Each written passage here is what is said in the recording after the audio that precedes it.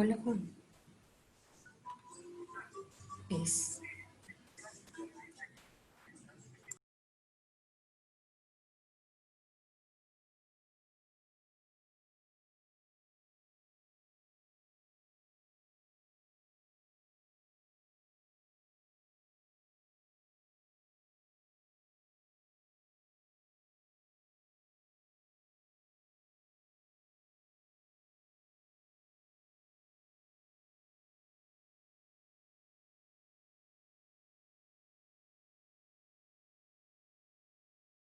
Hola, hola.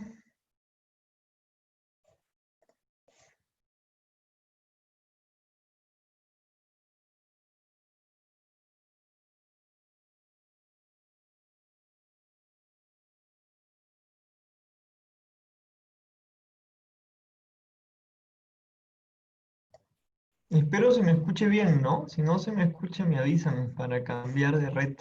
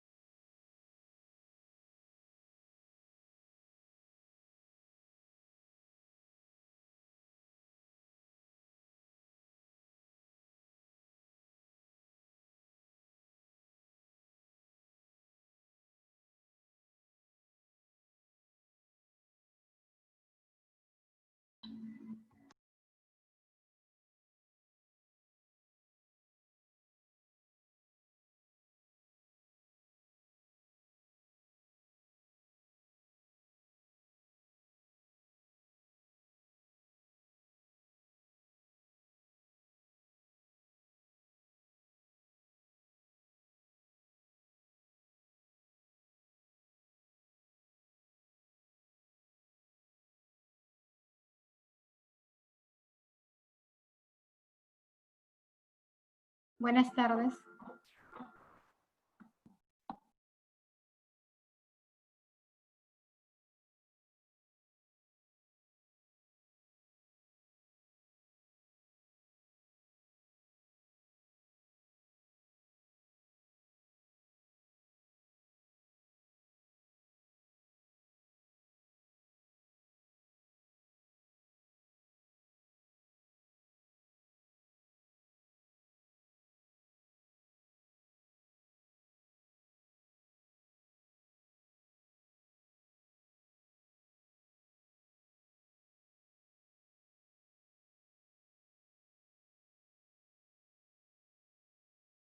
Ahí te voy a escuchar. Y apagado.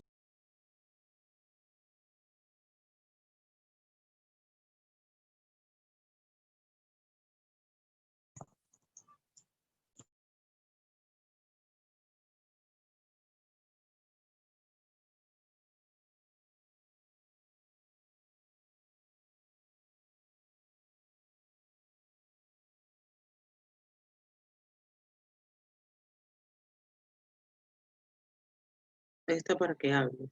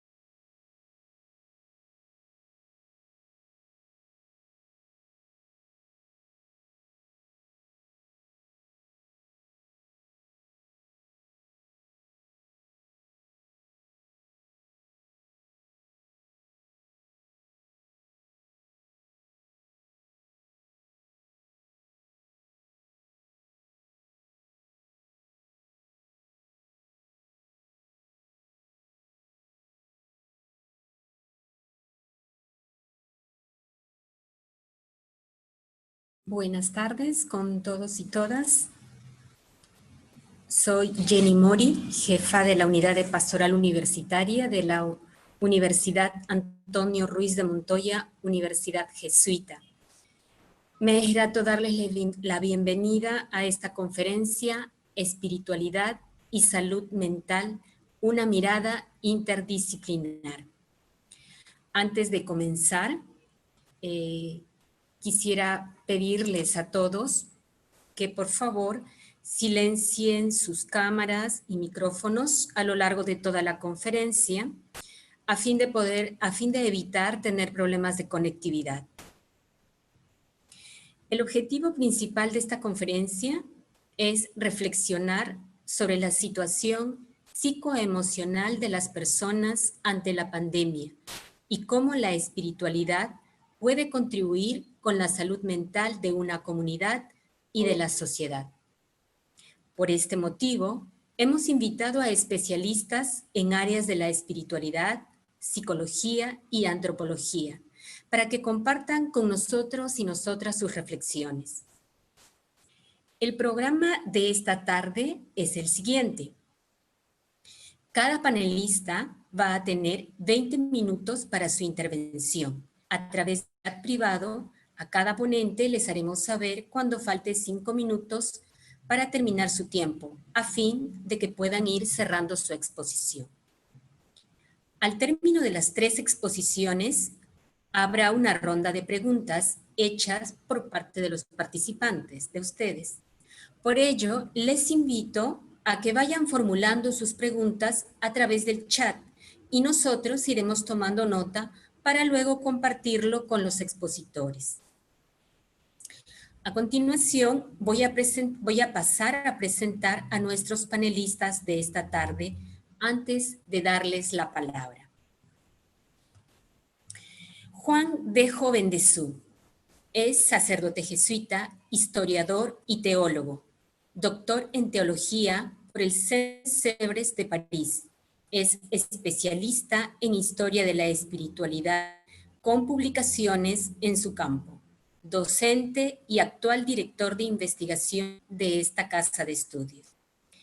Miguel Flores Galindo es psicólogo clínico de la Pontificia Universidad Católica, magíster en estudios teóricos de psicoanálisis de la misma casa de estudios y director de la Escuela Profesional de Psicología en nuestra institución, con amplia experiencia en docencia y tutoría universitaria. Sofía Chacaltana es arqueóloga licenciada por la Pontificia Universidad Católica del Perú, con un magíster y un doctorado en antropología por la Universidad de Illinois en Chicago. Es investigadora y ha publicado diversos libros y artículos, docente en el programa de humanidades de nuestra casa de estudios. Ahora vamos a pasar a escuchar entonces a nuestro primer expositor. Adelante, Juan, por favor. Muchas gracias, Jenny. Y agradezco a todos los presentes, los y las presentes en esta conferencia. Yo, ante la pregunta, ante la idea, el concepto de esta conferencia que tiene que ver el enlace entre la experiencia espiritual y la psicología, en buena cuenta, al ver el tema de la salud mental, he preferido preparar una presentación que espero que pueda hacer más inteligible lo que voy a presentar. Bien, voy a compartir ahora. Listo. Se ve bien. Espero. Vamos a ver esto acá. Bien. Mi punto de vista, como decía en la presentación, Jenny mencionó que yo soy teólogo e historiador, pero el área en que desarrollo mi pensamiento, investigo, trabajo más es el de la historia y la espiritualidad. El núcleo de mi trabajo es la historia de la espiritualidad cristiana, pero como fenómeno espiritual estoy obligado a ver otros procesos espirituales de la historia de la espiritualidad dentro de las grandes religiones, podríamos decir, y últimamente estoy comenzando a investigar las creencias y sistemas de creencias de origen andino sobre todo, ¿no? Desde una perspectiva histórica. Pues bien, a partir de esa perspectiva, eso es lo que van a ustedes saber en esta presentación. Lo primero, comienzo con un extracto de un documento publicado por la Organización Mundial de la Salud que me parece interesante, que me hizo pensar lo que ahora estamos trabajando. Miedo, preocupación y estrés son respuestas normales a amenazas, imaginadas o reales. en tiempos en que enfrentamos la incertidumbre o lo desconocido, por lo que es normal y comprensible que las personas estén experimentando miedo en el contexto de la pandemia del COVID-19. Puede parecer elemental, pero ojo, aquí tenemos la base de lo que son las perturbaciones de orden espiritual, psicoespiritual, biológico incluso, como sabemos. Pues bien, el plan de lo que voy a tratar con ustedes ahora son 3 puntos. La salud mental y la espiritualidad a partir de los ejercicios, perdón, de los evangelios. Luego la técnica espiritual, que es la primera desarrollada en el cristianismo, que es la técnica de los padres del desierto. Y por último, las técnicas espirituales desde los ejercicios espirituales, ¿no? Es decir, desde San Ignacio de Loyola. Bien. El primer punto entonces es la salud mental y la espiritualidad evangélica, ¿no? Y aquí ven una escena del buen samaritano. ¿Qué tengo que hacer para heredar la vida eterna, ¿no? Lo primero es que, dada la brevedad de la presentación que tenemos que hacer ahora, simplemente menciono algo que espero, he visto la lista y creo que todos, una gran mayoría de los presentes son de formación cristiana, y recordarán que en el Evangelio hay varias escenas en donde Jesús se encarga de enfrentar a los poseídos, ¿no? Ese es un tema que no voy a trabajar exactamente ahora, aunque lo estoy trabajando. La posesión, propiamente hablando, ¿de qué se trata? Espiritualmente hablando, ¿no? Porque psicológicamente podemos recurrir a toda la historia de la psicología del siglo XX en adelante, desde la psicología propiamente de Freud hasta llegar a la antropología más reciente de René Girard, que le da una explicación muy interesante a este fenómeno. Pero lo que quiero traer a colación son esos dos, como diríamos, síntomas que en la época de Jesús y durante mucho tiempo se entendíamos como poseídos, endemoniados. El endemoniado de Gerasa, cuando se enfrenta a Jesús y Jesús le dice, ¿quién eres tú?, le responde, somos legión. Fíjense en la idea de la identidad dispersa, la identidad polifónica, diríamos, en la que no parecería haber unidad. Y la otra persona asociada es María Magdalena, de quien se dice se sacaron 7 espíritus. Pues bien, lo que vemos en los evangelios son situaciones ya dadas, ¿no? Son en algunos casos, alguno tiene una suerte de crisis aparentemente epiléptica, pero en general lo que vemos en el Evangelio son simplemente síntomas. Y lo que vemos de inmediato es Jesús, con toda su estructura humana, que está determinada al perdón y a la misericordia, que ese es el discurso además que él maneja y que él encabeza y encarna, diríamos, en su vida. Todas esas, diríamos, conductas anómalas quedan impactadas por la persona de Jesús, y ante la pluralidad o desborde en que la persona no está en ella misma, como diríamos en lenguaje común corriente, en ese momento se sienten atraídas por esta unidad y armonía que implica Jesús. Entonces, ¿qué es lo que, a dónde lleva toda esta lógica que vemos en Jesús? En realidad, si ustedes se dan cuenta, no hace referencia a situaciones de estrés, pero obviamente hay algo allí que sucede que activa unos mecanismos en estos individuos que concretamente son trastornos disociativos, ¿no? Que pueden llevar a conductas patológicas, ¿no? Quiero a partir de estos fragmentos mencionar un poco el punto de partida de lo que podemos ver en los evangelios. En los evangelios podríamos decir así, el concepto de salud mental, que no está conceptualizado así, nos lleva siempre a la salud, diríamos, espiritual, ¿no? Y sobre esto del espíritu y de la mente propiamente voy a hablar dentro de un momento, en el siguiente punto, porque Jesús no nos da una teoría de la mente, ¿no? No nos da una teoría del espíritu. Él simplemente actúa, ¿no? y nos refleja con él, nos refleja lo que ya interpretamos como un ser en unidad consigo mismo, en armonía. Esa unidad es resultado de la unidad que él tiene con aquel que llama el Padre, y esa unidad con el Padre lo lleva a tener una vida en la que hay una profunda búsqueda interior. Claramente él se va cuando está abrumado, se va se aleja un poco, ora, ¿no? Habla mucho de la oración, habla de la comunicación con el Padre, hay una búsqueda interior, ¿no? Y él tiene muy claro el hacia dónde se dirige, hay un objetivo, que en el Evangelio, y en pocas palabras, es el reino. Ese es el concepto que Jesús utiliza, el reino, ¿no? Cuando él dice, yo no vengo de este mundo, ¿no? Este mundo no es parte de lo que está en el plan de Dios. El plan del Padre es que haya otro tipo de vida en la que la misericordia y el amor sea el elemento vinculante, digamos, ¿no?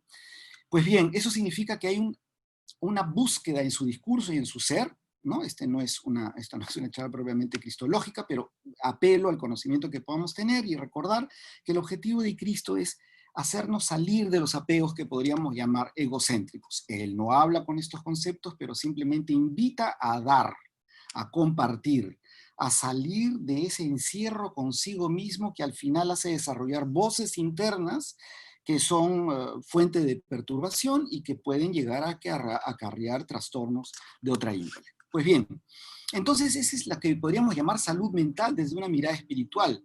Implica un trabajo interior, el desarrollo de habilidades reflexivas, la conciencia de las emociones, de las acciones, encauzarlas o que sean coherentes con ese fin. El fin es el reino, el fin es el Padre, el fin es el amor propiamente hablando, que es el Padre. Y espiritualmente eso implica como trabajo interior la memoria, el entendimiento y la voluntad. Ojo, recalco, son conceptos que no están en el Evangelio, pero podemos verlos en el personaje de Cristo, la persona de Cristo, ¿no? Y esto implicaría, como los psicólogos llamaban de manera clásica, una fortaleza yoica, ¿no? Es una fortaleza sólida, es una identidad subjetiva, sólida, capaz de adaptarse a los cambios, ¿no? Capaz de entender qué es lo que está pasando alrededor, con buen olfato como para poder ubicarse en el espacio y en el tiempo. Pues bien, entonces, en pocas palabras, la salud mental desde una mirada espiritual evangélica implica la unidad de la conciencia en tanto autoconciencia. Ojo, soy consciente de que esto no es una charla propiamente filosófica. La autoconciencia tiene un desarrollo conceptual muy grande e importante en Hegel, por ejemplo, pero aunque Hegel, como ustedes saben, era teólogo, entonces algo de esto le podía sonar a él cercano, o les puede ser más cercano a su filosofía también, ¿no? Entonces esta unidad que ha sido como consciente de sí mismo y que puede entrar en sí y darse cuenta que su ser no es para sí, su ser es para lo otro de la creación, diríamos, ¿no? Desde esa perspectiva también se define la existencia como un recorrido, no es fuegos artificiales, no son, digamos, deambulamientos o experiencias sin irse encauzando hacia un fin, ¿no? O la experiencia va siendo asimilada hacia ese fin, ¿no? Que hemos hablado, ¿no? Y el medio para alcanzar es ese modelo, ¿no? Si bien ese es el fin, para mí es un modelo que yo voy siguiendo para poder salir del ego centrado en uno mismo. Todo esto es lo que podemos extraer de la vida de Jesús, pero a la vez con conceptos que los que he compartido con ustedes resumen muchas etapas distintas de la historia de la espiritualidad. Entonces Jesús no dio técnicas propiamente, no dijo tienen que sentarse de esta manera, tienen que escuchar, tienen que hacer silencio, tienen que respirar hondo. No, nos ayudó a comunicar con el Padre y a ser como la imagen misericordiosa. Los que sí lo hicieron son los padres del desierto, aquí una famosa imagen repintada por Miguel Ángel sobre las tentaciones de San Antonio. Y con una frase de Bagrio el Póntico: conocer la diferencia que hay entre los pensamientos angélicos, humanos y diabólicos. Ahí está la clave, eso es como para otra charla. Simplemente lo que retomo de ellos es la técnica del discernimiento de espíritus, ¿no? Entonces, la técnica del discernimiento de espíritus nos conduce a pensar estos hombres y mujeres, ¿ah? Porque son padres y madres del desierto, con perdón del público femenino aquí presente, me olvidé de poner, son los padres del desierto y las madres del desierto. Eso es muy importante tomarlo en cuenta. Ahí tengo mi interferencia machista de género que me sale sin darme cuenta, mil disculpas. Entonces, la técnica del discernimiento de espíritus implica para ellos que hay algo en el desierto en donde están buscando concentrarse en Dios y en su voluntad y en orar y en meditar sobre la creación, el sentido de la existencia, que hay algo que les imposibilita y que los perturba y los trastorna. ¿Qué es eso? ¿Por qué no pueden concentrarse? ¿Por qué no pueden enfocarse en un fin, en un objetivo? Entonces ahí es como se dan cuenta, y resumo 300 años de conocimiento de esa técnica que se dio más o menos a comienzos del siglo III y esto siguió por 3, 4 siglos más, perdón, hasta ahora existe eso. Lo que pasa es que la producción, diríamos, inicial y novedosa se hizo en ese tiempo, en Egipto, en los territorios de la actual Turquía, en el Líbano, en Israel, Palestina, en todos estos territorios. Bien, allí se dan cuenta que el asunto es para ellos concentrarse y por lo tanto tienen que desarrollar una capacidad de ver y sentir más allá de lo material, físico, y ahí siguen a Jesús, pues. Recuerdan que a Jesús siempre decían, oye, qué duros de espíritu son, ¿no? O sea, qué duros de mente son, no se dan cuenta de, y ahí comenzó a explicar. ¿Por qué? Porque para Jesús, como era natural, ¿no? En él era naturaleza también ya divina, plena, no entendía cómo los seres humanos que tenemos esa posibilidad no nos damos cuenta que ensoberbecidos o cerrados estamos a observar más allá de lo material y lo sensible. Y es por eso que cuando él hacía su parábola, con una cosa muy concreta, a ver si podían ver y sentir más allá de ello. Pues bien, eso es lo que hacen los padres del desierto, comenzar a explorar todos los pensamientos que vienen y cuáles les ayudan a enfocarse y cuáles les trastornan o les desvían de ese enfoque. ¿Y por qué? Porque ya se comienza a desarrollar una antropología, esto es bien elemental a lo que les muestro, pero es para ayudarnos a entender que en toda la teoría medieval de la antropología espiritual, más o menos todos, con unas y otras diferencias, llegan hasta el siglo XVI, XVII, que es la época en que realmente vive una producción de todo esto impresionante en la historia del cristianismo, el alma sensitiva, ¿no? El alma compartimos con todos los animales, pero luego de ese estado hay un alma espiritual que solamente ya está en los seres humanos, pero en la parte más alta de lo que es esa alma espiritual que comunica con el Espíritu de Dios, en esa parte que comunica es la mente, ¿no? He tocado mi cerebro, pero ahí hay un debate, ¿no? Porque ¿dónde está el lugar de la mente? Hay que preguntarles a los filósofos de la mente, pero les muestro esto para que entiendan, cuando ellos dicen espiritual, están diciendo también mental.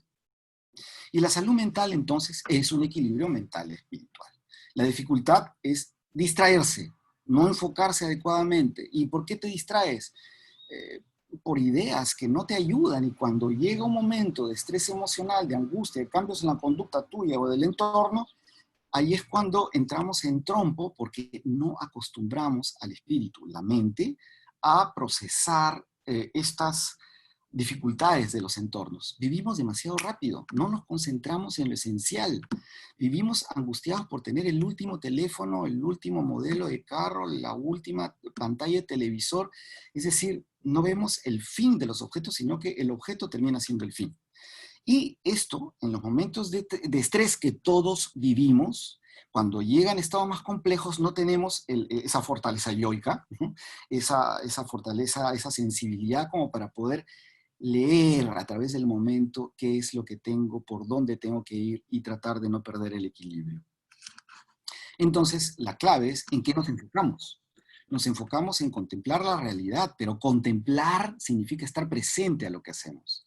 Enfocarnos en el sentido que nos definimos alcanzar. Por eso tenemos que tener un proyecto de vida. Aunque a veces las cosas no nos salen, ¿qué es lo que quiero? ¿Ya es el trabajo solamente? ¿O este trabajo porque me otorga la posibilidad de hacer esto y esto y esto? ¿Es el dinero? Ya, y si tengo dinero, si acumulo como, qué sé yo, el dueño de la UTP, ¿no? Sí, de las farmacias, ¿qué voy a hacer con eso? ¿Qué hago acumulando como Rico McPato? ¿Se acuerdan de esa caricatura? Nadando en el oro, es ridículo. Entonces, ¿Cuál es el sentido de lo que hago? ¿Cuál es el sentido de los medios? ¿No? Todo debería converger a ese fin.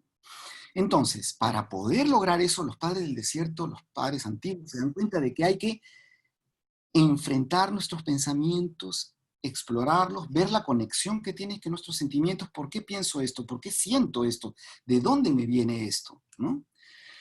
Y eso no se hace de la noche a la mañana, obviamente, ¿no? O sea, se lleva tiempo. Y después de los padres del desierto, dejaron esta disciplina en muchos monasterios y de pronto, en el siglo XVI, San Ignacio de Loyola la trae a colación y la hace un conjunto de una tecnología espiritual muy sofisticada que son los ejercicios espirituales. Es el primer artefacto tecnológico espiritual moderno en Occidente.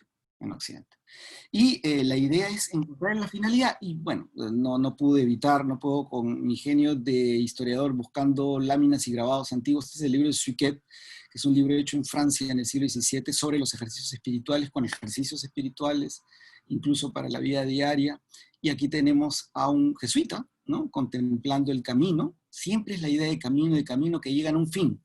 Y aquí los que están distraídos se caen pues entre las llamaradas. Bueno, ya hemos cambiado nuestros escenarios, pero discúlpenme, pero hay gente que desafortunadamente en el mundo vive en muchos infiernos, ¿no? Entonces, ¿por qué? Esa es la pregunta. Entonces lo que hace San Ignacio es ayornar el discernimiento, ¿no? Y en pocas palabras, él retorna a lo mismo, a decirnos que el fin es uno solo, a quien llama, en el cristianismo llamamos Dios, es la unión con Dios. Pero esa unión con Dios no es una cosa, entre comillas, mística, malentendida, ¿no? Que solamente se hace en la misa, cuando huelo incienso, o cuando estoy en una procesión. Enhorabuena, puede ser, hay un acto de, pero hay que estar súper vinculado y no estar pensando que voy para eso. Esa es la gracia hay que dejarlo operar, y la gracia puede operar en cualquier lugar. Si no, vean una película de Lars von Trier que siempre es tan desconcertante, pero que nos hace pensar. Entonces, la unión con Dios se da mediante acciones concretas. No es en el alejamiento de los padres del desierto, no se van al desierto, es en el mundo real. Los ejercicios espirituales se hacen en la vida cotidiana, y ahí es donde decidimos. ¿Por qué? Porque todo se juega en las decisiones que tomamos. Y para eso hay que ejercitar el pensamiento y los sentimientos.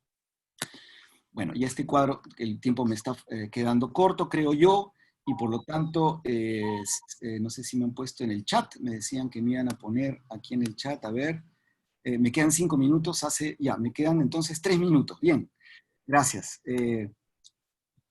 Perdón. Entonces, entonces aquí tenemos un esquema que ya no lo voy a poder, pero digo, la metodología básica de los ejercicios lleva a, como he puesto aquí, concentración y centrarse en la persona de Cristo, ¿no? Para los cristianos, Cristo es de una densidad conceptual que a veces dejamos de lado. Lo dejo para darle vueltas. Y la espiritualidad del discernimiento, lo acabo de decir, es atención a los pensamientos, emociones, preguntarme de dónde vienen, a dónde me conducen, me distraen del fin que busco. Cuando ustedes pasen un momento de angustia o dificultad, sobre todo en estos momentos, sentarse, aprender a respirar, ¿no? Sentir la respiración, eso está implícito también en los ejercicios, y de ahí preguntarme esto, ¿no? A ver, ¿qué es este pensamiento? ¿De dónde viene? ¿Me distraen del fin que busco? Y frente a las situaciones que podríamos considerar estresantes, el examen de las emociones y de los pensamientos ayuda a recentrarnos. O sea, por eso es que todos los días San Ignacio recomendaba que por favor no olvidáramos hacer el examen.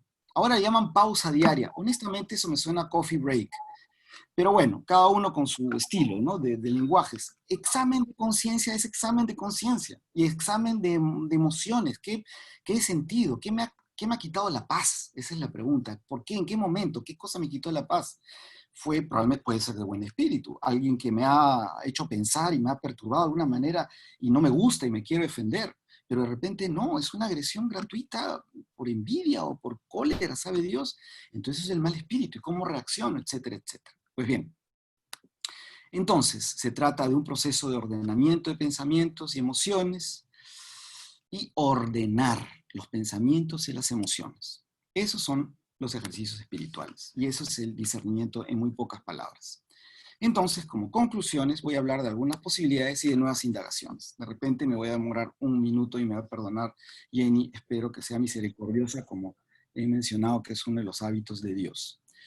Bien, entonces, la espiritualidad podría ser entonces entendida como una herramienta de prevención, ¿no? Ya que nos da una opción por un sentido, nos da un relato que nos lleva a ese sentido, nos hace atender a ese fin, ¿no? Lleva tiempo, sí, disciplina, pero sobre todo para saber decidir.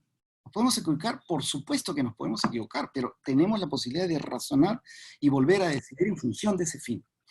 Y eso está en relación, fíjese, y con esto termino, con esta imagen del neurólogo Jack Panksepp en un extraordinario libro llamado Affective Neurosciences. Creo que no está traducido al español, pero realmente se los recomiendo.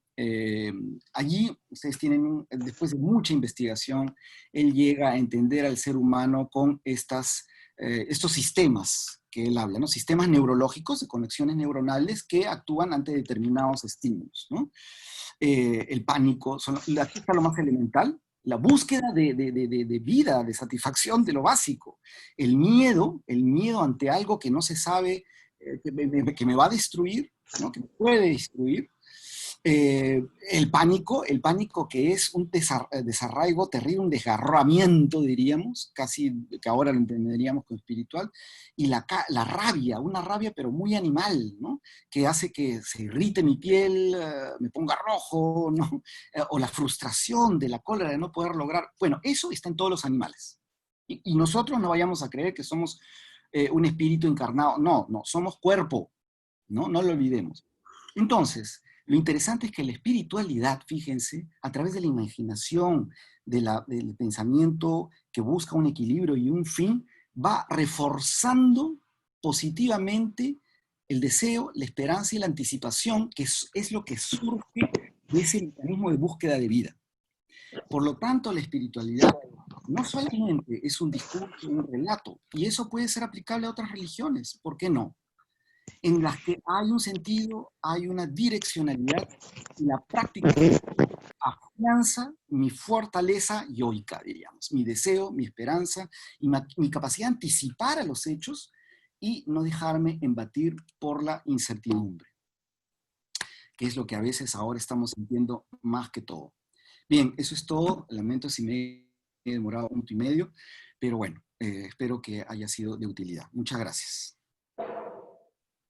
Muchas gracias, Juan, por tu ponencia. Realmente ha sido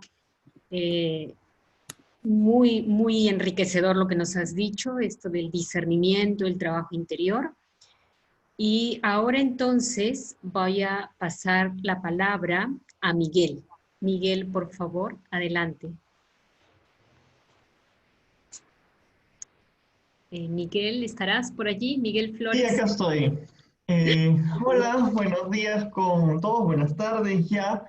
Yo voy a hablar desde un lugar bien distinto, desde la psicología. Yo soy psicólogo, así que desde ahí es donde voy a abordar este problema, ¿no? Rápidamente, los diferentes profesionales desde la psicología han empezado a generar investigaciones sobre estos procesos, ¿no? Sobre la situación en la que estamos en este momento. Esta pandemia que ha significado el confinamiento, que ha significado entrar en un estado de emergencia. Y empiezan a aparecer una serie de observaciones sobre los problemas de salud mental que estamos viviendo, o que está viviendo la sociedad en este momento, ¿no? Y se resalta la ansiedad, la depresión y el estrés, se resaltan entre los síntomas principales, o entre los síntomas más comunes, la pérdida del apetito, los problemas del sueño, la irritabilidad, y en los trabajadores, el burnout, ¿no? Como la otra cara del estrés. Y en este proceso nos vamos encontrando que hoy en día todos estamos enfrentados a un mismo reto, a un mismo peligro. Y a partir de ahí aparece un riesgo en nuestra forma de pensar el problema.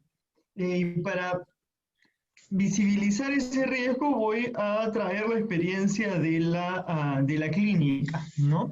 Donde es muy común encontrar en los terapeutas hoy en día la pregunta sobre cómo atender un caso, cómo diferenciarme del caso que estoy tratando ahora que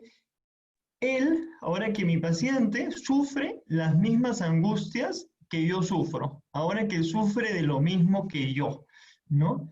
Y entonces ahí se hace evidente, se hace patente un error en esta lógica de pensamiento, porque estamos creyendo que lo que le pasa al otro, que al estar afectado el otro por el mismo problema que yo, tenemos la misma experiencia.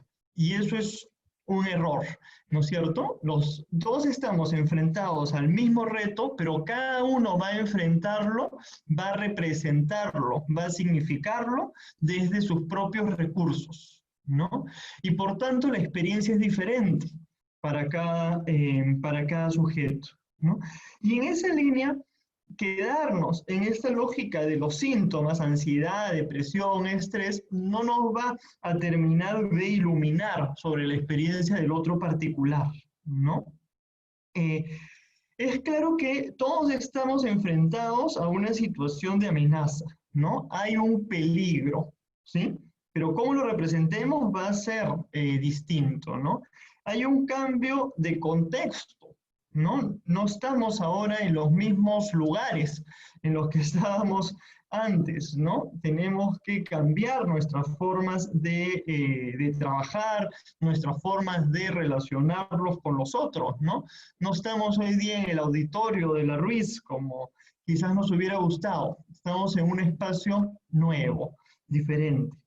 Y este cambio no solamente es un cambio, digamos, concreto, a partir de las herramientas que hemos perdido de este auditorio que no tenemos el día de hoy, sino que es también un cambio en nuestros referentes para pensar, para pensarnos, ¿no? Lo que antes nos ayudaba, nos daba luces sobre nuestros procesos, ha desaparecido. Ya no tenemos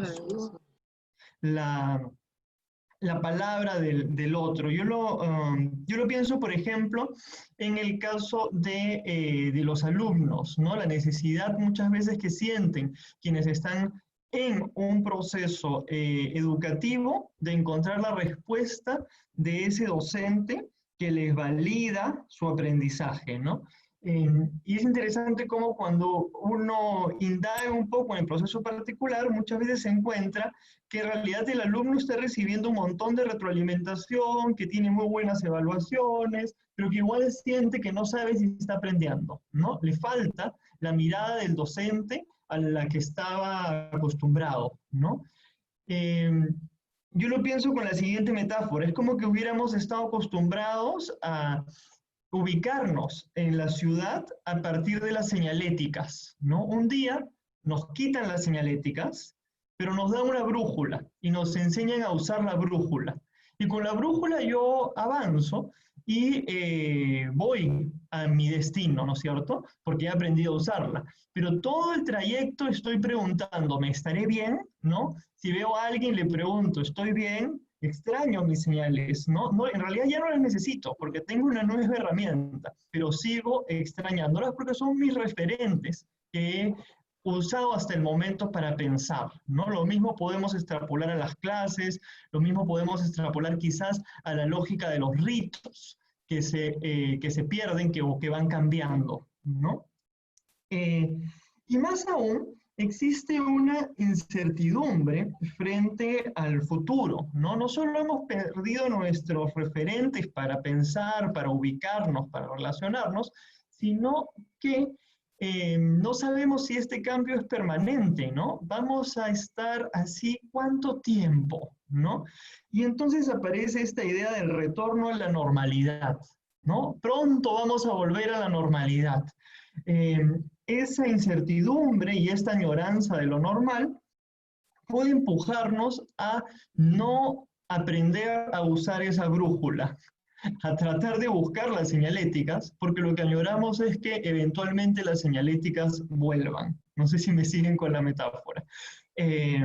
¿no? Pero esa añoranza de un futuro normal puede jugarnos en contra de nuestra capacidad de adaptación a este nuevo contexto. En términos de salud mental, estos cambios, este nuevo contexto van a significar un efecto muy diferente desde la particularidad de cada sujeto. Habrán quienes traten de darle un sentido a esta experiencia, ¿no? A esto que está pasando. Y entonces se vuelve campo de cultivo para las fake news, para las conspiranoias, como una forma de explicar esto que es intolerable porque no tiene sentido, es gratuito, es una contingencia, ¿no? Otros proyectar su angustia, ¿no? En lugar de una explicación lo proyectan en otro lado. Y entonces no es extraño que estemos más irritables, que toleremos menos al otro, que estemos más quejones que de costumbre, digamos. Otros, ante la caída de sus referentes y de sus redes sociales, en lugar de reinventarse, tienden al aislamiento, ¿no es cierto? De ahí todos los problemas en torno a la depresión que se encuentran en las medidas estadísticas de salud mental, ¿no?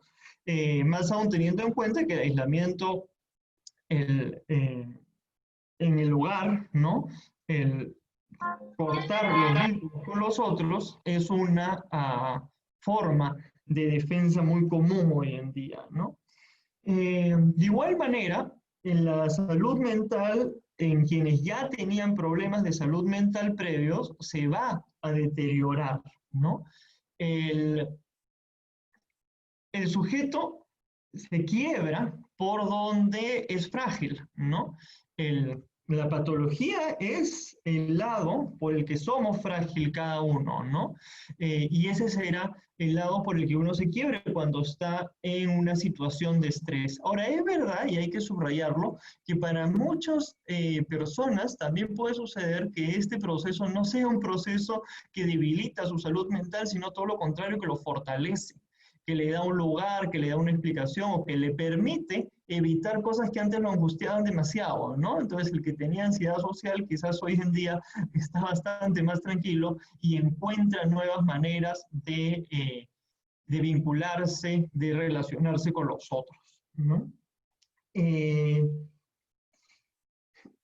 Y por otro lado, estamos empujados a un espacio de convivencia familiar en muchos casos, ¿no? Muy diferente, a la que hay que adaptarnos, ¿no? Y donde si la familia estaba en crisis antes, probablemente termine por estallar esa crisis, ¿no? Tenemos temas de violencia muy preocupantes que recrudecen en este contexto, ¿no?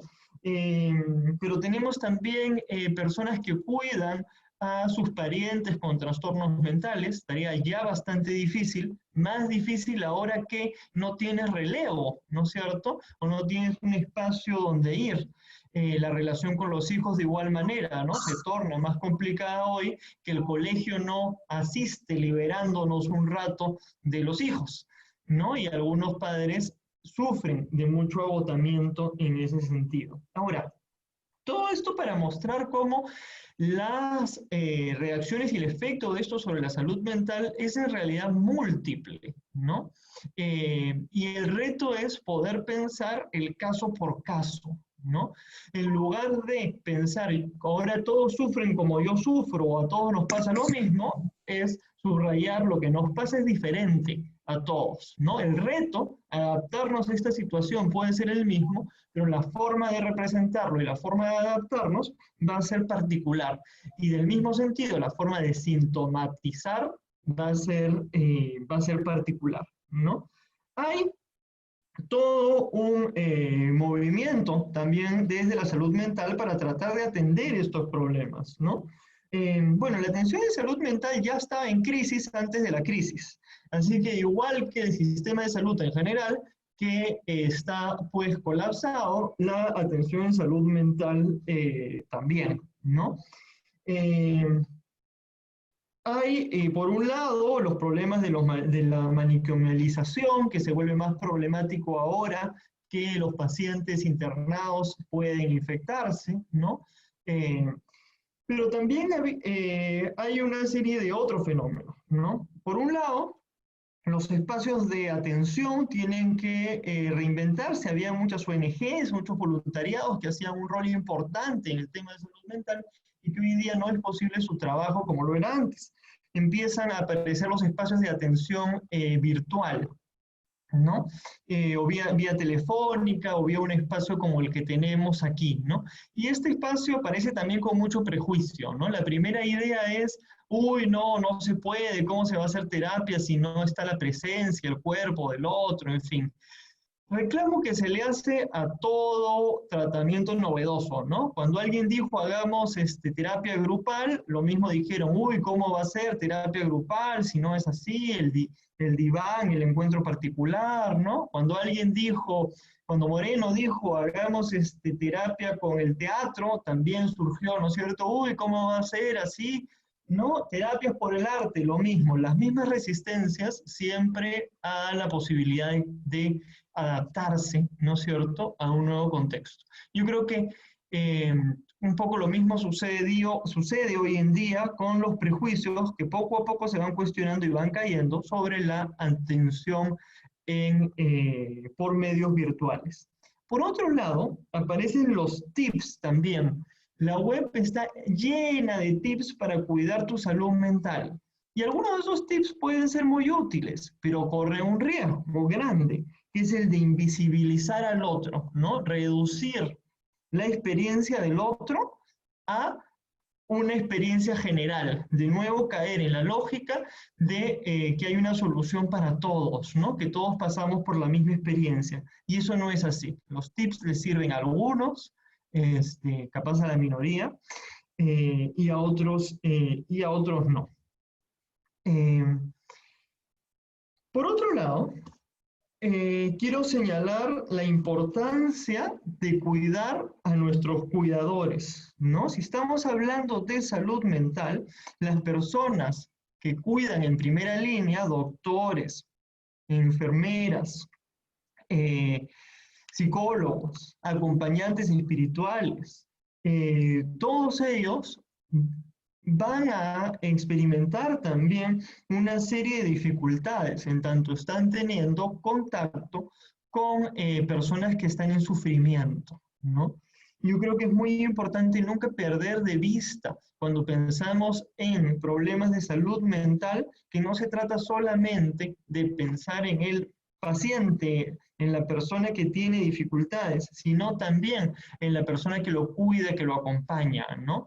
Psicólogos, enfermeras, acompañantes espirituales, la familia, todos ellos están involucrados, ¿no? En ese proceso, el Ministerio de Salud ha propuesto una guía de acompañamiento, de cuidado de la salud mental de los cuidadores, pero cayendo siempre en una dificultad típica, ¿no? Pensar el problema de salud mental como un problema individual. Es como si nos moviéramos entre la oscilación de o somos todos iguales y por eso todos sufrimos lo mismo y los mismos tips para todos, falacia, ¿no? O somos todos particulares y por eso todo tiene que ser una atención individual, individualizada, ¿no? Sin caer en cuenta de que hay procesos que nos atraviesan también a todos. Aunque nuestra representación sea particular, hay una situación en concreto que hay que atender, ¿no? En este caso, la situación, en el caso de los trabajadores y de los cuidadores primero, la situación que hay que atender es una situación de cambio en su quehacer, ¿no? El que se inscribió para ser psicólogo en un consultorio, de pronto hoy está arrojado a trabajar en otro espacio que no escogió, ¿no? Al que escogió acompañar a un grupo de una determinada manera, de pronto hoy lo tiene que hacer de otra, ¿no? Y esa experiencia puede ser muy frustrante, porque muchas veces no sentimos que contamos con las herramientas para hacerlo. Y entonces, claro, el espacio de trabajo se vuelve un espacio más amenazante porque no me permite sentir que aporto todo lo que podría aportar, ¿no? Por tanto, más desgaste. Quiero decir con esto que hay que repensar, recrear esos espacios laborales, ¿no? En la misma línea que todos tenemos que repensar, recrear las formas en las que veníamos haciendo nuestras vidas, ¿no? Si es que, regresando al inicio, si es que yo me mantengo en la añoranza de que todo vuelva a la normalidad, lo que estoy haciendo es postergar, ¿no es cierto? Decir, bueno, no cambio nada porque ya eventualmente todo volverá a ser como siempre y ahora hay que aguantar, ¿no? Pero no sabemos cuánto durará esto, no sabemos qué cambios queden y se vuelvan también cuestiones permanentes. Y entonces, una posición más saludable es la de poder ir aceptando el duelo de lo que se ha perdido, ¿no? Reconocer con tristeza, ¿no? Y reconocer esa tristeza de aquello que hemos perdido, pero al mismo tiempo entregarnos a la tarea de la creatividad, de crear una nueva forma de hacer nuestras vidas, ¿no? Sabemos que nuestros planes han quedado truncados, pero seguramente podemos encontrar otras maneras, ¿no? Ahí, claro, el acompañamiento espiritual y el acompañamiento en general va a ser una pieza clave, ¿no es cierto? Si es que, creo yo, se construye desde estos índices, ¿no? No desde el pensar que hay una solución igual para todos, sino desde el acompañar en un proceso creativo, en un proceso reflexivo, ¿no es cierto? Ayudar a discernir, creo que es la tarea principal hoy en día, ¿no? Con eso, lo que quiero mostrar es un panorama muy complejo en términos de salud mental, que nos obliga a buscar nuevas estrategias, ¿no? Donde, donde el reto va a estar en poder pensar, ¿no es cierto?, sobreponernos a a las angustias de este contexto para poder mantener nuestra capacidad de pensar. Y pensar cuando se trata del otro, del sujeto al que acompañamos o al que escuchamos, pensar es pensar desde la experiencia de él, ¿no es cierto? No desde mi experiencia, no desde lo que me sirve a mí, sino desde lo que le sirve a él, porque cada experiencia es particular, aunque hay ciertos índices, como decía, generales, que nos pueden servir también para pensar. Bien, he corrido porque tenía miedo del tiempo, pero creo que lo he logrado bastante bien. Eh, entonces, me quedo ahí, muchas gracias. Ya con las preguntas podremos seguir conversando y de repente regresando sobre alguno de los puntos. Efectivamente, Miguel, muchas gracias. Has sido puntual, has medido bien tu tiempo. Gracias por tus reflexiones y tus aportes desde la psicología y todo el desafío que está significando en este tiempo. Llamados a la creatividad, a vivir este proceso de duelo que toda la ciudadanía ahora tiene que enfrentar. Bien, ahora entonces le vamos a dar la palabra a Sofía. Adelante, Sofía, por favor. Hola Jenny, hola a todos, buenas tardes. Estoy feliz de estar acá compartiendo con ustedes este momento. Voy a compartirles un PPT pequeño que he hecho. Bueno, como Jenny me presentó, yo soy arqueóloga y antropóloga, así, y mis temas son otros, así es que Jenny me ha hecho un poco salir de mi zona de confort, lo cual está muy bien, justo en estos tiempos que estamos practicando justamente salirnos de esta zona de confort, ¿no? Entonces, lo que yo quería compartirles a ustedes es justamente qué se inicia, qué se entiende por la espiritualidad y la salud mental desde la antropología. Hemos tenido las exposiciones de Juan y de Miguel, que han sido bastante iluminativas, o sea, que nos han dado bastantes ideas sobre qué significa la salud mental y la espiritualidad desde sus disciplinas, ¿no? Entonces, esto va a ser desde la disciplina de la antropología, que va a hablar desde otro punto, entonces, ¿no? Va a ser otro enfoque. Entonces, por ejemplo, la antropología y la salud mental. Hay dimensiones políticas, mentales y sociales relacionadas a la salud mental. Es ahí donde la antropología está interesada por la salud mental, ¿no? De esas dimensiones políticas, sociales, económicas. La antropología entonces ha iluminado, por ejemplo, la manera como las instituciones, las prácticas y las creencias afectan la institucionalización, por ejemplo, de la medicina occidental, ¿no? Es decir, cómo la medicina, la historia de la medicina occidental hacia la salud mental, ¿no? Y cómo ha considerado la salud mental, qué cosas ha sido considerada la salud mental, y cómo ha tratado a los que no son saludables mentalmente, ¿no? Son considerados como saludables. Y las creencias afectan la institucionalización de la medicina occidental, los hospitales psiquiátricos, las prácticas legales en relación a la salud mental, los servicios, por ejemplo, de emergencia psiquiátrica, como por ejemplo el suicidio. El suicidio también es cómo ha sido considerado el suicidio, y cómo es el suicidio, por ejemplo, en distintas culturas, ¿no? Por ejemplo, el suicidio asiático va a ser distinto a un suicidio occidental, o también suicidios masivos, ¿no?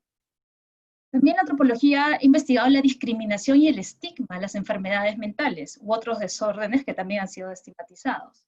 Por ejemplo, la bulimia y la anorexia están relacionadas a sociedades globalizadas y economías de consumo y de abundancia, ¿no? No se encuentra, así como enfermedad mental, no se encuentra la bulimia y la anorexia en otras sociedades que no sean estas sociedades globalizadas y de consumo. Es típico de eso. Eso no significa que no haya sociedades que no hayan hecho ayuno, ¿no? El ayuno es otra cosa. O por ejemplo, también la estigmatización a los grupos indígenas de Norteamérica. Por ejemplo, la estigmatización que estos grupos han sufrido por el alcoholismo, la depresión y la esquizofrenia, ¿no? La antropología ayudó a ver, por ejemplo, que estas condiciones estaban íntimamente relacionadas al sistema opresor, colonizador y etnocida, no solo de la gente, sino también de su territorio, es decir, no solo de las poblaciones, la opresión que hubo hacia las poblaciones, pero no solo hacia las poblaciones, sino a todo su territorio, los animales, a su medio ambiente, a sus formas de vida, que se instauró desde la llegada europea hasta la actualidad, ¿no? Y hasta ahora continúan sufriéndolo muchos de estos grupos, de variadas maneras, desde la expropiación de sus territorios, así también, por ejemplo, el maltrato en la salud pública, o teniendo otras leyes, o aplicándoles otras leyes a estos grupos, o no dejándolos expresar sus tradiciones artísticas, culturales, o teniendo, por ejemplo, sus dioses o a sus ancestros dentro de museos, que se convierten como en personas, ¿no? En agentes muertos, ya no tienen vida, ya no le dan vida a la sociedad, y eso les ha impactado mucho socialmente. Muchas personas, por ejemplo, en el Perú, con problemas de salud mental, también incluso se las excluye de su condición de ciudadano y ciudadana. Y eso también es algo de interés desde la antropología. Entonces, hay una fuerte relación entre salud mental y vulnerabilidad. Y eso es algo que nosotros tenemos que pensar como sociedad, ¿no? La antropología ve a los humanos y a la aventura humana, pero no solamente a los humanos, sino a sus relaciones y a los grupos humanos, ¿no? Y a las respuestas de los grupos humanos. Entonces, por ejemplo, si más o menos vamos delineando cuáles son las consideraciones o los intereses de la antropología, tendríamos, por ejemplo, que pensar cuál va a ser la salud mental de las poblaciones amazónicas después de este momento de coronavirus y crisis, ¿no? También tendríamos que pensar, por ejemplo, sobre la salud mental de los migrantes venezolanos, la salud mental de las personas que no le están pasando bien, de las mujeres bajo sistemas de opresión dentro de sus unidades domésticas o de violencia dentro de sus unidades domésticas, y todos los grupos que están sufriendo una mayor estrés y vulnerabilidad bajo este momento. La antropología entonces también pide revisar qué es considerado también como una enfermedad mental. Y por ejemplo, ¿por qué no se considera la salud mental simplemente como salud? ¿No? Y eso es una discusión contemporánea muy fuerte, porque por ejemplo algunos recién se ha considerado a la salud mental dentro del sistema de salud, y algunos, por ejemplo, seguros de salud no incluían antes a la salud mental como salud, ¿no? Eso está cambiando, pero es interesante ver por qué la salud mental se separa de la salud, ¿no?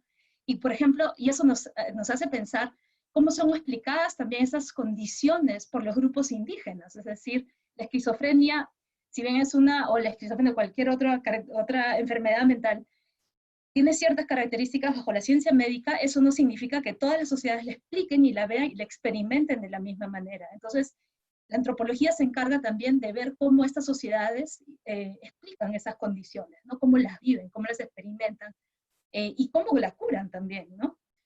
Esa división de mente y cuerpo es bastante contemporánea, relativamente contemporánea, y responde a una tradición cartesiana que viene de la Ilustración, ¿no? Que Descartes, este filósofo matemático del siglo XVI y XVII, recién de esos siglos, que hace esta división de mente y cuerpo desde la Ilustración. Entonces, esta división de salud mental y salud corpórea también creo que responde de esa tradición cartesiana, ¿no? De esa idea de que la mente está separada del cuerpo. También sobre qué significa la enfermedad, cura y conocimiento médico y procesos curativos, algo que se está hablando mucho de la antropología, por ejemplo, con el tema del coronavirus, es, por ejemplo, que las sociedades indígenas, las sociedades amazónicas, se están tratando de curar y al parecer están teniendo cierta capacidad de éxito a través de la quina y el matico. Incluso están mandando a sus parientes a ciudades como a Lima, la quina y el matico, ¿no? Y además estas plantas ni siquiera son consideradas desde nuestra visión como plantas, sino como personas, es decir, hay otra cosmovisión y otras ontologías que, bueno, sería otra clase poder explicarlas, pero nosotros, desde una visión occidental, una medicina occidental capaz, no se aprecia, por ejemplo, estas maneras de curarse que al parecer deberían estudiarse, ¿no? Que de qué manera ayudan a estas poblaciones o ayudan a las personas a por lo menos sentirse bien, sentirse cuidados, capaz no los curen totalmente y eso no lo sabemos porque no está siendo estudiado, pero eso está ocurriendo desde estas regiones que están enviando y se están tratando de enfrentar a esta pandemia con quina y con el matico. Y además la quina es el árbol que aparece en nuestro escudo nacional. En el escudo nacional, así que tiene una historia bastante particular con nuestra nación, con la construcción de nación de Perú, ¿no? Entonces, la antropología se encarga o se interesa de estudiar desde las comunidades andinas amazónicas también la idea de buen vivir, ¿no? que está más relacionados a la salud, ¿no? La salud no de esta división salud mental, salud corpórea, sino qué significa el buen vivir. Y también estar de ciertas relaciones de reciprocidad, no necesariamente esa relación de armonía romántica que tenemos, sino de yo soy uno con la naturaleza, o sea, que los indígenas son uno con la naturaleza, las comunidades indígenas son uno con la naturaleza, sino de mantener una relación constante de reciprocidad, de intercambio, de respeto, también probablemente en ocasiones de violencia, pero no una violencia entendida de manera vertical, sino es que si se tiene que ejercer violencia, probablemente yo también me vayan a violentar en alguna manera, es decir, del círculo de la vida de depredación o ser depredado, ¿no? Eso es otra manera de entender también la violencia. Entonces, el buen vivir tiene que ver con es una filosofía andina de estar en armonía, ¿no? En esa armonía andina amazónica con la naturaleza, con su cuerpo, con la comunidad. Entonces, eso es por un lado de la salud mental, y en el otro lado la espiritualidad. También la espiritualidad, vista desde la antropología, no existe en un vacío social, ¿no? El ambiente cultural, social, económico y el contexto político moldean la manera que nos entendemos a nosotros mismos, al mundo y a lo divino, ¿no? Aquello que llamamos divino, aquello con lo que nos relacionamos con lo divino. Y eso, por ejemplo, Juan estaba comentando que él es historiador, ¿no? De la espiritualidad, y eso lo ven los historiadores de manera súper interesante, y el Perú además tiene una historia, en la historia peruana hay historias muy interesantes de espiritualidad. Una de ellas es Santa Rosa de Lima, ¿no? Que por ejemplo, en Santa Rosa de Lima hay personas que no saben sobre el misticismo y la idea del cuerpo que se tenía de esta época, y la relación de las mujeres con lo místico y con lo divino, y solamente la consideran a Santa Rosa como, no sé, loca, o otras denominaciones, porque no se entiende la idea de comunicación con Dios que tenía Santa Rosa en esa época, ¿no? Y que había en la ciudad de Lima y en las Américas, con lo divino, y además del cuerpo, en relación al cuerpo de las mujeres, ¿no? Que sería otro conversatorio poder hablar de eso, por eso está dentro del entendimiento de lo que significaba el misticismo, pero además tiene otra historia, ¿no? Entonces, es distinto, por ende, en general nos interesa la experiencia religiosa y la espiritual humana, ¿no? Cómo se vive la experiencia a partir de distintas religiones, y también aquello que se denomina como espíritu, la vida espiritual, el mundo de las creencias. Desde la antropología vemos también entonces esta experiencia, a esta experiencia como el común denominador del humano, sobre la búsqueda por la trascendencia, ¿no? Y por ejemplo, en la arqueología y en la antropología se identifica que la religión apareció, ¿no? Justamente cuando se ven entierros humanos, y eso ha sido más o menos alrededor de unos 10.000 años antes de Cristo. Es decir, cuando los humanos empezaron, los Homo sapiens empezaron a enterrarse, ¿no? Entonces, y ahí expresó, digamos, de alguna manera esa idea de trascender, ¿no? De trascender algo, no sabemos, no los conocemos, no hemos hablado, pero trascender algo cuando se empezó a identificar los entierros, ¿no? De encontrar el significado de la vida y relacionar nuestra vida a un valor sentido mayor, ¿no?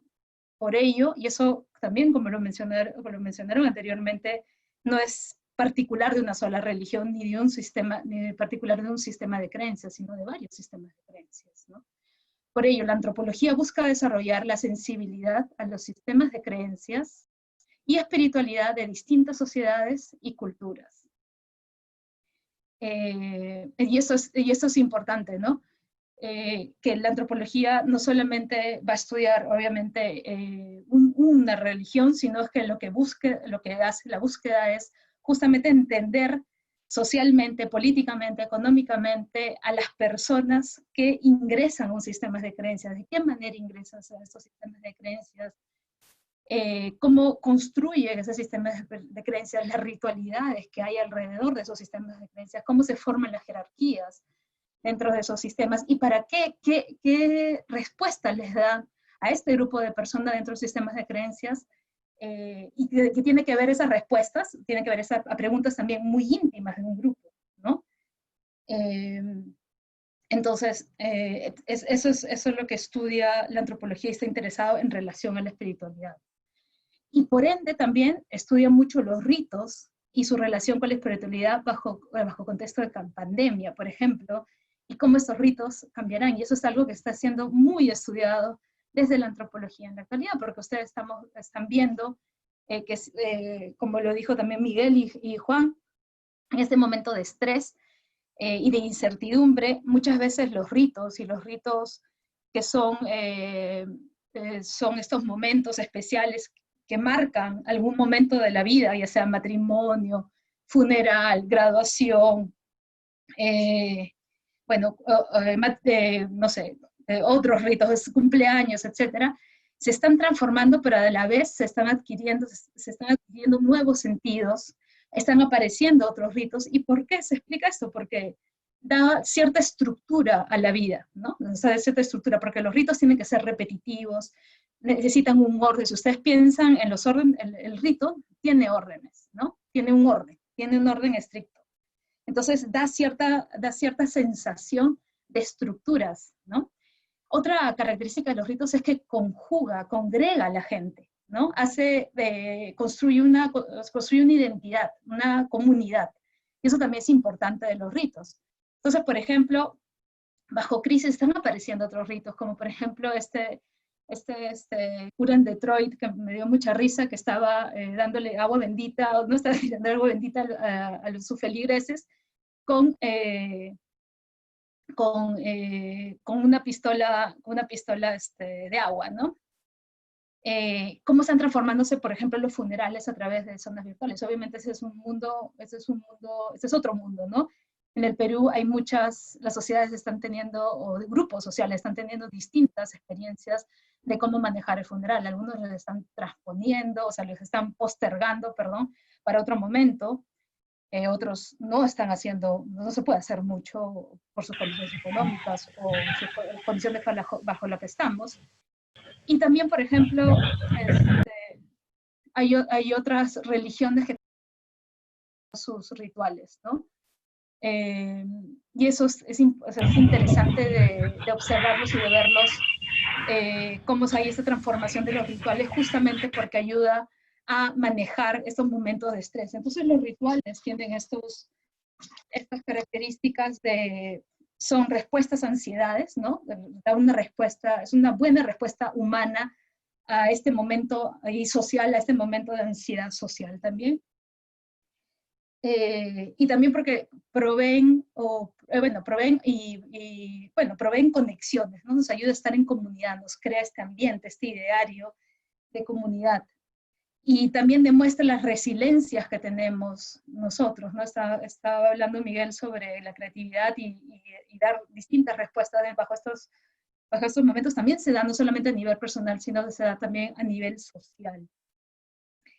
Y justamente los rituales pueden hacer eso en este momento que las predicciones son inciertas, ¿no? Que además es incierta las predicciones hacia dónde estamos yendo. No sé si no creo que la mayoría de gente entendiéndolo, creo que hay muy poca gente quiere que se vuelva a ese mismo tipo de normalidad donde se pierde, no sé, por lo menos en esta ciudad, donde se pierde 2 o 3 horas, ¿no? En el transporte para llegar al trabajo, donde se trabaja, donde ganas muy poco en el trabajo. O sea, las estructuras sociales también creo que es un momento para repensar esas estructuras sociales y también para ver hacia dónde estamos yendo y cuál es nuestra posición para tratar de cambiarlas, ¿no? O de tener, que no solamente para nosotros, sino para la sociedad en general. Y también lo que quería con esta exposición, que no solamente pensemos en nosotros, sino que pensemos en los más vulnerables. Y yo me quedo acá. Muchas gracias. Muchas gracias, Sofía. Realmente has hecho una buena combinación, psicología, espiritualidad desde el punto de vista de la antropología. Realmente ha sido interesante y excelente tu exposición. Bien, ahora, muchas gracias por las preguntas realizadas a través del chat. Tenemos varias y vamos a realizarlas, vamos a hacer las preguntas de acuerdo al orden que han expuesto cada uno de los ponentes. Entonces, vamos a empezar con Juan Dejo y nos han hecho las siguientes preguntas. Para Juan, ¿se puede decir que los problemas de salud mental tienen su origen en dificultades espirituales como cuáles? Nos dice Luz, por lo tanto es necesario tener algún conocimiento sobre Dios para tener estabilidad espiritual, de ser así que de las personas que se autocalifican como ateos, nos dice Gaspar. ¿Cuál es el camino para este viaje interior en el hoy de nuestra historia? Pregunta Javier Nando. ¿Cómo ordenar los pensamientos y las emociones? Nos dice Luzvinda. ¿Y cuáles son los problemas espirituales, según usted, más comunes en este momento? Bien, te damos la palabra, Juan, para que puedas absolver estas preguntas. Sí, ya algunas de las preguntas las fui contestando en algún momento por interno, pero bueno, ya que las han hecho públicas, por si a otros les puede interesar. Los problemas de salud mental no necesariamente tienen su origen en dificultades espirituales, pero pueden devenir en problemas de salud mental cuando ha habido algún tipo de práctica espiritual. Voy a referirme a una cosa muy que hay que investigar más, ¿no? Pero en el siglo XVI y XVII hubo un tipo de técnica espiritual en la contemplación cristiana que, basada en la idea de oración mental, con una determinada práctica de poner la mente en algún tipo de pensamiento, en el vacío, etcétera, en fin, cosas complejas que habría que explicar más tiempo, produjo una serie de desequilibrios que hoy llamaríamos obviamente trastornos psicológicos, claramente, en algunos monasterios franceses, ¿no? El fenómeno del quietismo, por ejemplo, que era un tipo de oración que fue sospechosa, heterodoxa, más allá de la cuestión normativa, yo creo que es interesante estudiar este vínculo entre técnica espiritual y problema de salud mental, ¿no? Es decir, yo creo que cuando ya la mente ha llegado a un nivel de trastorno muy fuerte, con dependencias, patologías, etcétera, tiene que tener un tratamiento de índole psicológica y ya, si la persona es creyente, pues ahí ayuda mucho en el proceso espiritual ver cómo la persona maneja el discurso espiritual, de qué es lo que realmente tiene en su cabeza, diríamos, en su corazón como práctica espiritual. Pero esto es otra charla. Por lo tanto, tener algún conocimiento sobre Dios para tener estabilidad espiritual, ¿qué pasa con los ateos? En realidad, a ver, si desde el ámbito de la reflexión de la espiritualidad cristiana es obviamente Dios el origen y el fin hacia donde todo se conduce. Pero lo que Cristo nos señala es que hay que construir el reino, ¿no? Eso es su mensaje. Cristo no hace una teología discursiva, sino es a partir de su ejemplo que él practica y muestra lo que es la relación con el Padre y el Espíritu, que es el amor que envuelve la identidad propia de Dios y que surge de él y va hacia la humanidad y a la creación. Pero más allá de mostrar, Jesús no demuestra, no es la lógica en la que él se maneja. Entonces, por lo tanto, él apunta a todos los justos que pueden a hacer ese reino. Y ahí entran los que no eran judíos, por ejemplo, los que no tenían la fe como los judíos, ¿no? Pues Jesús mismo proclama la fe del centurión romano, la fe de la hemorroísa, la fe de la mujer siria, de la samaritana, en todo caso, una cercanía muy espiritual en un momento dado en este pasaje de Juan. Entonces yo creo que más allá de lo teocéntrico, puede haber en las personas que no son creyentes un claro planteamiento de una finalidad que busca el logro, la consecución de una armonía colectiva y no solamente la personal, ¿no? Que eso es más o menos, grosso modo, lo que dicen muchas religiones. El camino al viaje interior hoy en nuestra historia, bueno, yo creo que tenemos que ver el mundo de otra manera, observar, sentir el mundo de otra manera. No podemos seguir relacionándonos en el mundo con las cosas, con el material, con la materia, con los animales, con la vida, con los demás, de la manera contaminante, infecciosa a la que hemos llegado, ¿no? Entonces, yo creo que ahí hay un trabajo muy largo que vamos a tener que hacer los humanos para poder hacer otro tipo de vida que ahora llamamos sustentable, pero me entienden por dónde voy, que es armónica, ¿no? Espiritualmente hablando. Yo creo que es eso, ¿no? Salir un poco de la Matrix, ¿no? Hay que salir de esta especie de sueño en el que viven tantas personas, programas nauseabundos o sonsos. Ya, no les digo, ya no entremos en el tema moral, diríamos, podemos, debemos, pero simplemente del mecanismo más elemental en que consumo yo mi tiempo, qué es lo que entran por mis sentidos. ¿En qué realmente dedico el tiempo a descansar? ¿Estoy creciendo espiritualmente o estoy quedándome en un nivel de consumo tan elemental que obviamente mi mente no va a conectar adecuadamente con mi cuerpo, voy a estar desconectado? Y para poder, mencionan ahí qué autor nos podría mejor mostrar ese camino, autor, cineasta, en fin, hay tantas cosas para ir a lo profundo de la existencia, ¿no? Germán Hesse, por ejemplo, es un autor que leen desde la adolescencia, pero que siempre es bueno leer, Graham Greene, Somerset Maugham. Siempre hay autores que nos muestran una forma de vida que es de esta índole, ¿no? En conciliación consigo mismo y salir a veces de esquemas tan moralistas que no dejan crecer espiritualmente a los demás y establecen pautas de conducta religiosas que lo que hacen es ahondar la ansiedad y la angustia y la dependencia de autoridades jerárquicas. O sea, eso no es lo que hacía Jesús, ¿no? Entonces, vean a Robert Bresson, a Fellini. Fellini es un gran cineasta que les puede hacer pensar muchísimo en la condición humana. Y bueno, y si quieren un libro de cristología básica que está muy bien fundamentado, José Antonio Pagola, y lo encuentran gratuitamente en internet, sin mencionar a Moltmann, Metz, Rahner, ¿no? Que son los teólogos fuertes del siglo XX. ¿Cómo ordenar los pensamientos y emociones? Aquí no lo puedo responder, pero es la práctica del discernimiento. Esa es la práctica del discernimiento. Discernir qué es lo esencial de lo accesorio, qué me saca del momento y de mi concreción hacia el fin que me conduzco, ¿no? ¿Qué es lo que me distrae de eso? ¿Y cuáles son los problemas espirituales, según yo, más comunes en este momento? Pues yo creo que como problema espiritual está la tentación en caer en el fundamentalismo, ¿no?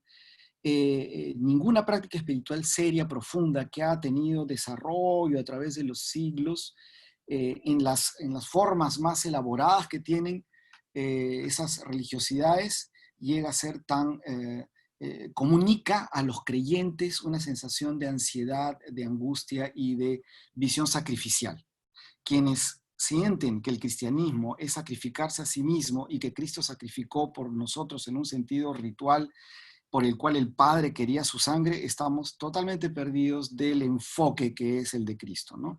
Quienes piensan que el Islam solamente está esperando llegar a la guerra santa para eliminar a todos los demás, tampoco. Hay una rama sublime de la espiritualidad musulmana que es el sufismo, ¿no? Que es una mística muy, muy profunda. Y así en todas las religiones, el taoísmo, etcétera. En fin, a lo que voy, todas las prácticas espirituales conducen, en el fondo, a manejar de una manera amplia, armónica, la relación con todos, y no decir que el que piensa distinto, el que siente distinto, hay que eliminarlo. Eso, creo yo, es la amenaza más grande en las religiosidades, en todas las religiones, incluso el cristianismo, si es que no se vive de una manera profunda y auténtica.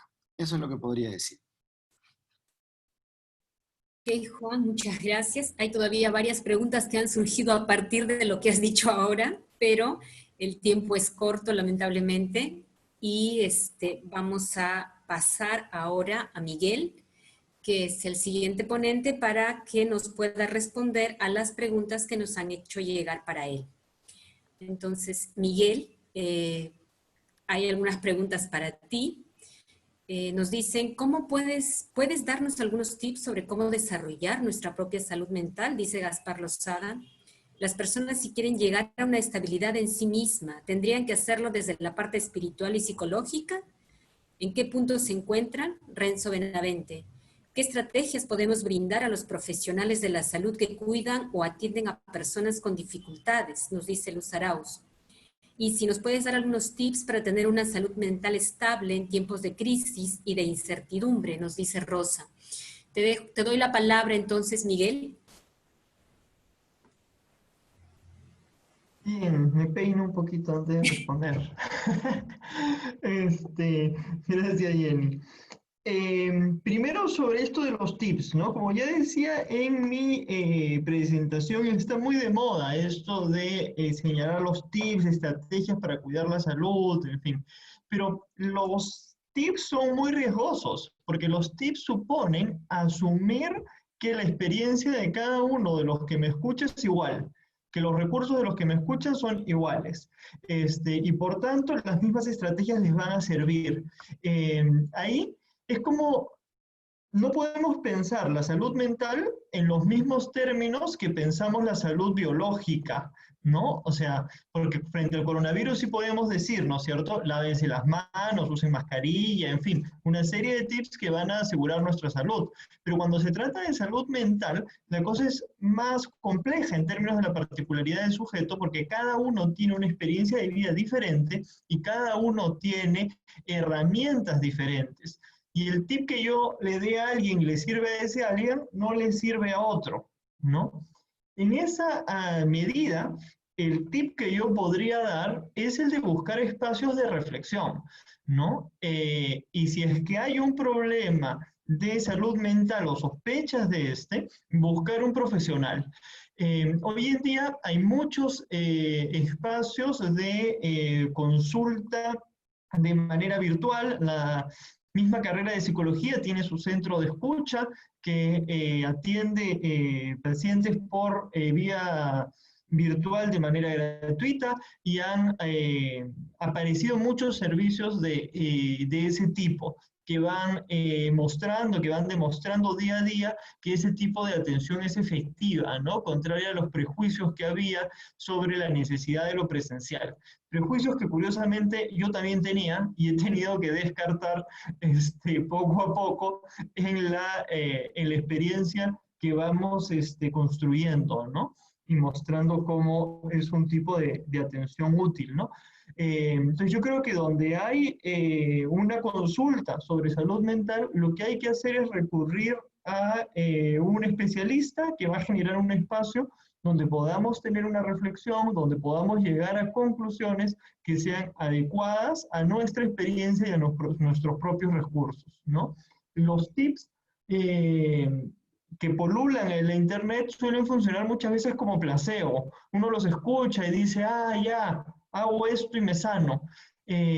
Rara vez son efectivos, ¿no? Me preguntaban también en algún momento sobre las estrategias para los cuidadores, y ahí voy en la misma línea que lo que respondo sobre los tips. Creo que la principal herramienta para un cuidador es la escucha. Pero la escucha no es un tema sencillo. Normalmente no escuchamos. Estamos acostumbrados más bien a sacar conclusiones rápidamente de lo que nos dicen. Estamos acostumbrados más bien a hacer juicios apresurados sobre lo que nos dice el otro, ¿no? Entonces nos dice algo y, ah, ya lo entendí, ¿no es cierto? Lo que tú tienes que hacer es tal cosa.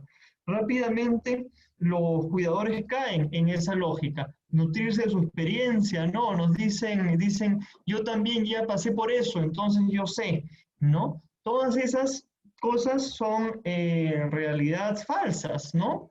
Porque aunque te haya pasado lo mismo, no has tenido la misma experiencia, ¿no? Si a los dos los chancó un carro, ¿no? El hecho es el mismo, pero la experiencia es muy diferente de acuerdo al bagaje, a los recursos que cada uno tenga, ¿no?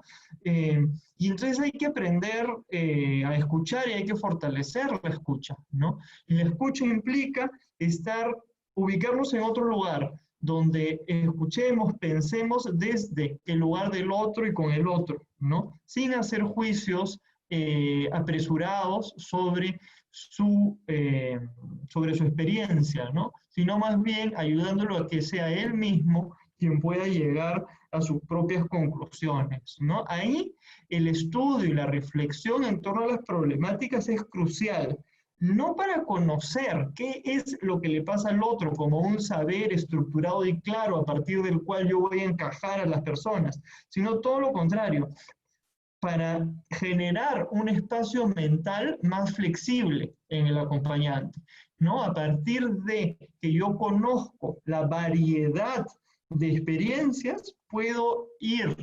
preparándome para estar más atento a la diversidad y a la particularidad, a reconocer que la experiencia no es una, no es como me la enseñaron, no es como está en el libro, sino que es siempre del orden de lo particular, ¿no? Aunque algunos índices podamos tener en común, esos índices muchas veces nos empujan a la confusión, ¿no?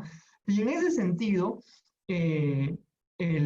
la idea, ¿no es cierto?, de pensarse, de recrearse, ¿no? La importancia de discernir, que está haciendo énfasis Juan, ¿no? Había una pregunta también sobre por qué no cumplen la ley las personas en este contexto. Creo que eso nos saca un poco del tema, ¿no? Pero me parece importante marcar, como decía ya en el texto, que estando frente a un proceso de aprendizaje tan radical y tan veloz, se elevan las angustias, ¿no? Y una forma de hacerle frente a esto que nos angustia es negarlo, ¿no? Y por tanto, no cumplir la ley, hacer como si nada estuviera pasando acá, es una forma también de defensa, ¿no?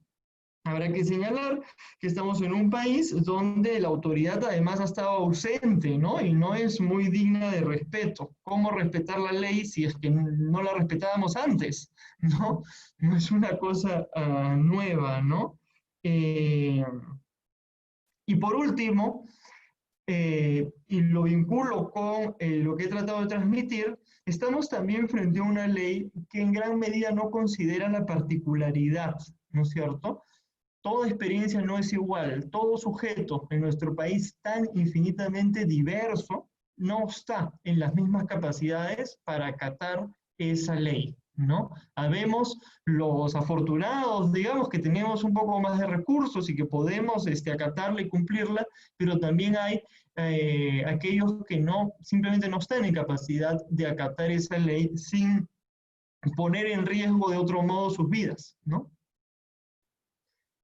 Bien, espero con eso haber pasado por las preguntas. Muchas gracias.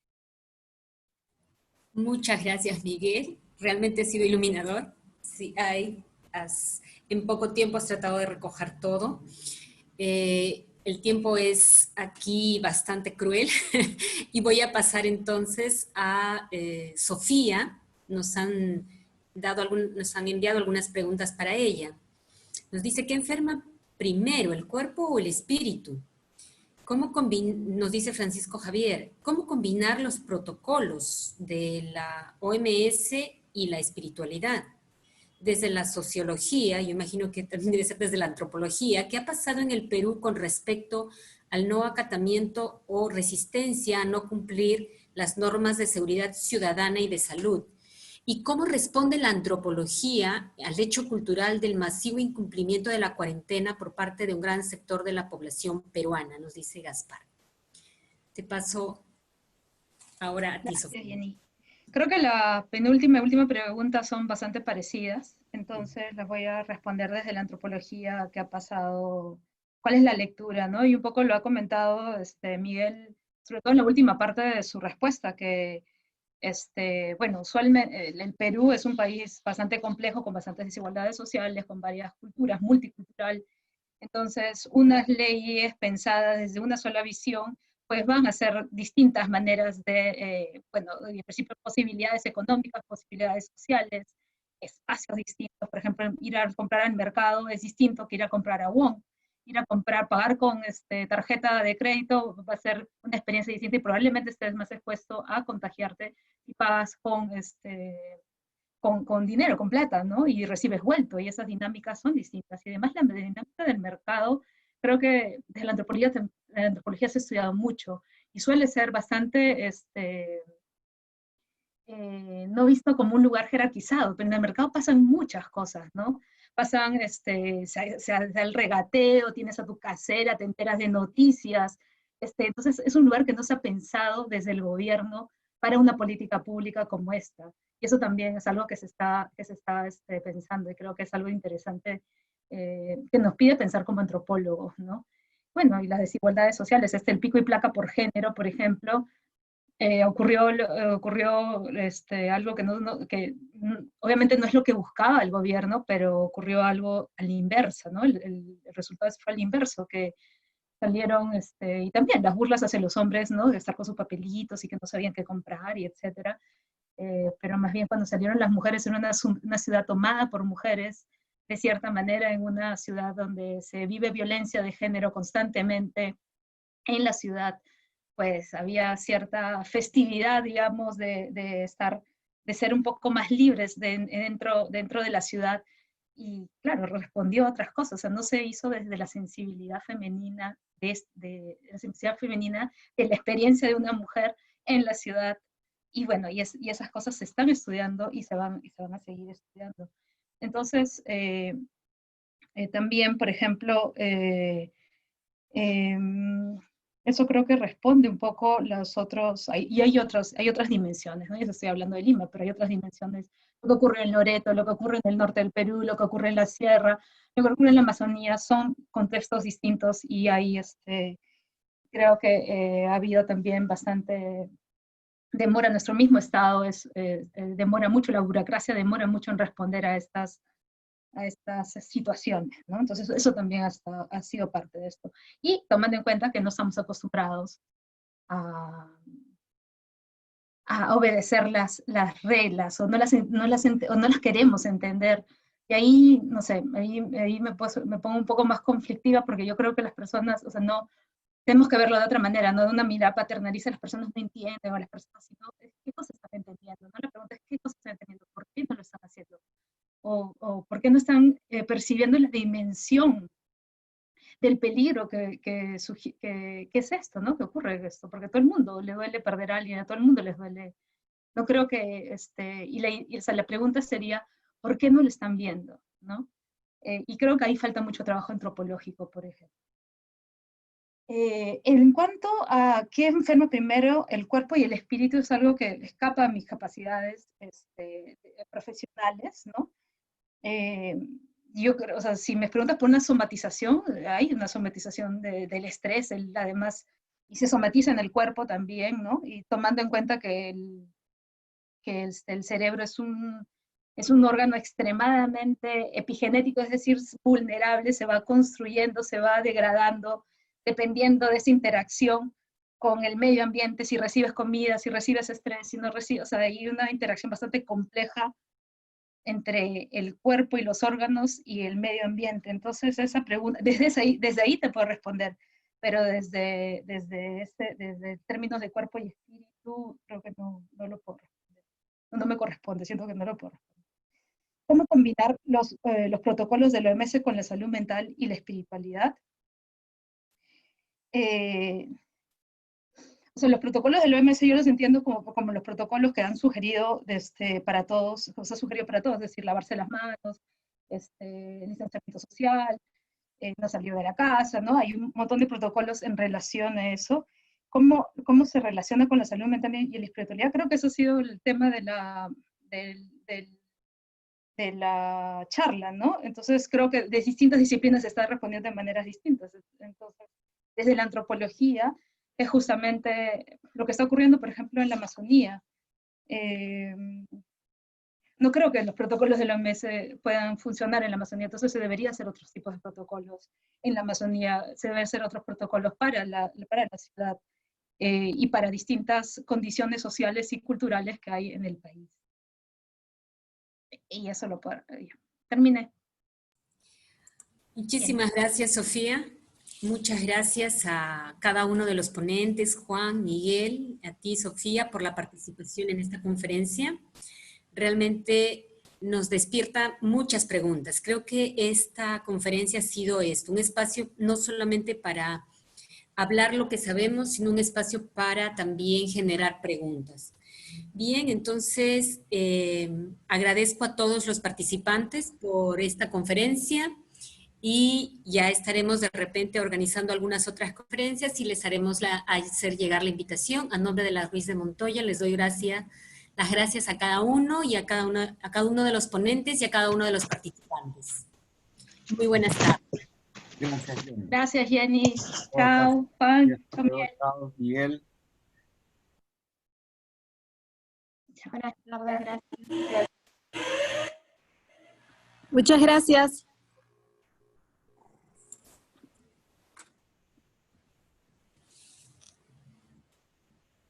Muchas gracias. Muchas gracias. Muchas gracias. Gracias, muchas gracias por su soporte. Ana, Benita. Si necesitan ayuda pueden pedir a... Gracias. Muchas gracias. Gracias por todo y sus aportes. Gracias por sus aportes. Gracias. Gracias.